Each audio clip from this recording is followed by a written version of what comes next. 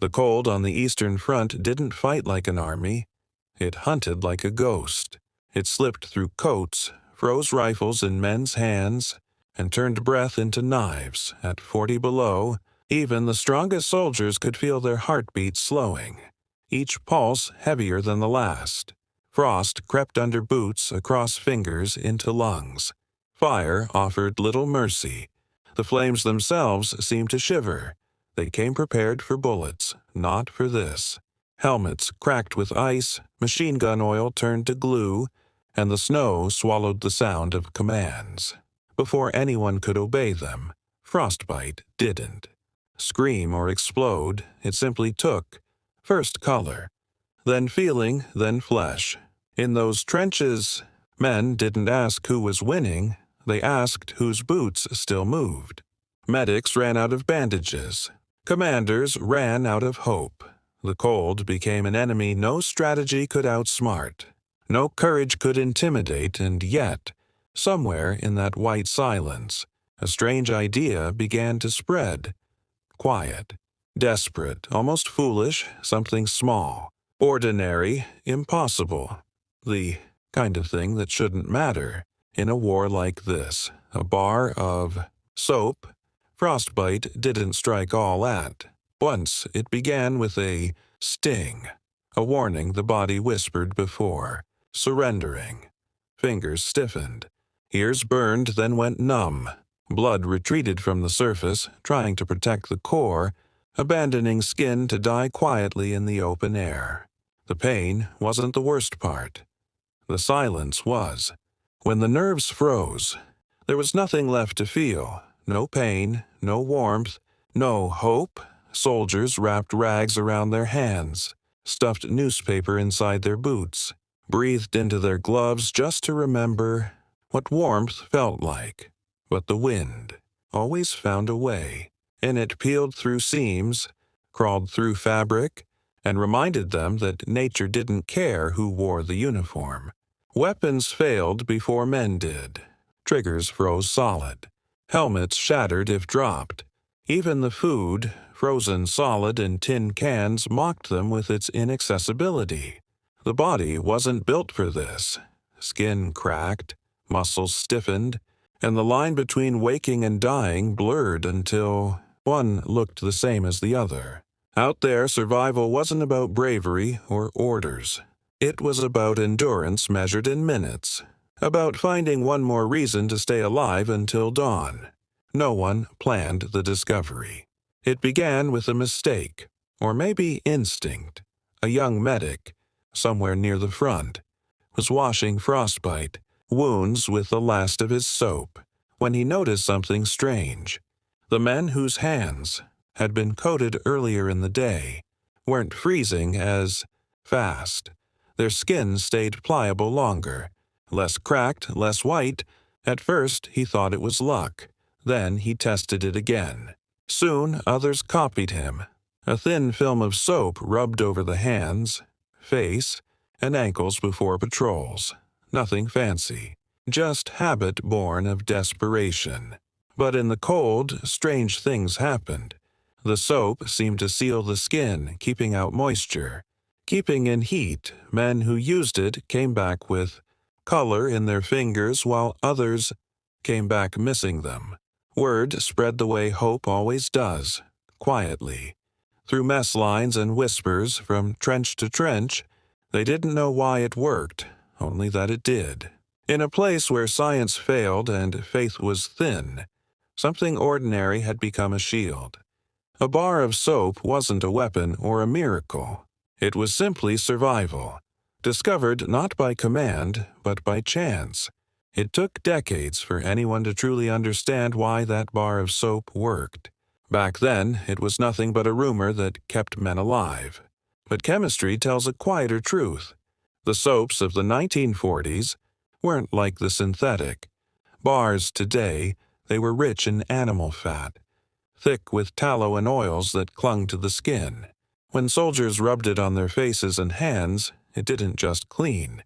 It coated. That thin, greasy film acted as armor, a barrier between flesh and frost. It repelled water, sealed pores, and slowed evaporation. In the brutal logic of winter warfare, dry skin meant warm skin, and warm skin meant blood still moving.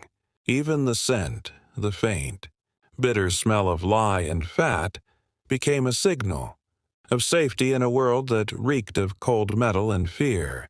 Men began to carry small shards of soap in their pockets, rubbing them between numb fingers before dawn patrols. What started as superstition became ritual, then routine. Science and survival had shaken hands without realizing it. In the endless cold of the front, that simple act, smearing a layer of soap, turned into the thinnest, most unlikely line between life and frostbite. No orders were ever written about the soap. It wasn't in any manual or supply list. It moved the way real survival does, quietly, from man to man in the gaps between regulations. A soldier would see another rubbing something on his hands before patrol and ask, half curious, half mocking, "What's that for?" The answer never came with confidence, just a shrug. Keeps the cold out? Maybe. But men remembered, and they copied. From one trench to the next, from unit to unit, the secret traveled faster than the winter winds. Allied soldiers picked it up from captured enemies who'd learned the trick in their own desperate camps. Soviet troops passed it along to new recruits who didn't yet understand what -40 felt like. No one cared who invented it anymore. The front lines had found common ground in survival. Soap became currency, traded, shared, stolen when supplies ran out. Men scraped the remains from washing basins, boiled rations of grease, mixed ash and oil to make more. It wasn't luxury. It was lifeline. And in a war built on grand strategies and steel machines, this small, human whisper spread wider than any official command. For once, the front didn't need orders from above. It needed only each other. In the frozen silence of that endless winter, the secret of warmth passed hand to hand like a quiet rebellion against the cold itself. When the war finally ended, the bar of soap faded back into ordinary life. No medals were given, no reports filed. Armies moved on to new weapons, new uniforms, new wars. The men who had once sworn by it returned home and unpacked their memories in silence. The world wanted to talk about victories, not about the small, strange tricks that made survival possible. But the veterans remembered. Decades later, in memoirs and interviews, they'd mention it like a secret only the cold could teach. "We used soap," one would say, smiling faintly as if it were too simple to matter.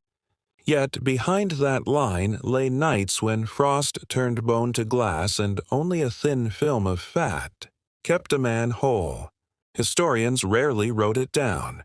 It wasn't strategy, it was adaptation. And adaptation doesn't fit neatly in official reports. In the grand story of tanks and generals, there was no room for a bar of soap. But among the forgotten rituals of war, it survived as a quiet testament to human ingenuity. For those who'd lived through that winter, it wasn't superstition. It was remembrance. Proof that sometimes the smallest acts, the ones no one notices, are the ones that decide who makes it home. The story of that bar of soap isn't really about chemistry or war. It's about what people do when the world stops caring whether they live or die. When every system fails, when every plan freezes solid, instinct takes over. And sometimes instinct looks like a man rubbing a bit of soap between his hands before stepping into the dark. The soldiers who discovered it weren't scientists or heroes. They were cold, scared, and human. But in finding warmth where none should exist, they proved something bigger than survival. They showed that even in the most brutal conditions imaginable, ingenuity is just another form of courage. The soap didn't win battles. It didn't change history books. But for the ones who used it, it changed everything. It reminded them that survival isn't always about strength or luck. It's about noticing the small things, the quiet solutions that whisper when the world is screaming. The cold tried to take everything from them, and still they found a way to fight. Back with nothing more than a bar of soap and the stubborn belief that life, somehow, was still worth keeping warm,